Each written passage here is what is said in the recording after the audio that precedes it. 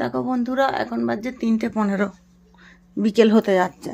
আর এই যে আমার এখন রান্না হচ্ছে।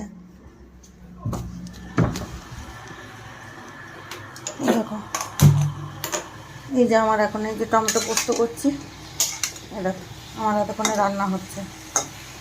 কি বলবো, এত মাথা যন্ত্রণা করছে আজকে যে কি বলবো, মাথা আমি তুলতেই পারিনি। আমি সবে উঠেছি, বর বলতে শুয়ে পড়ো। আমার ছেলেটাও খাইনি, ছেলেকে সে 10টার সময় খাইয়েছিলাম, ছেলেও ঘুমিয়েছে, আমিও ঘুমিয়েছি।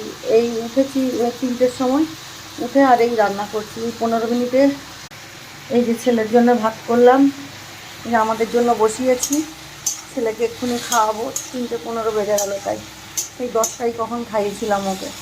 কি বলবো আর, এত মাথার যন্ত্রণা করছে, এত শরীর খারাপ, শুধু গা বমি করছে, মাথার যন্ত্রণা করছে, বুকের পাঁজরা ব্যথা হচ্ছে, শরীর ভালো নয় একদম।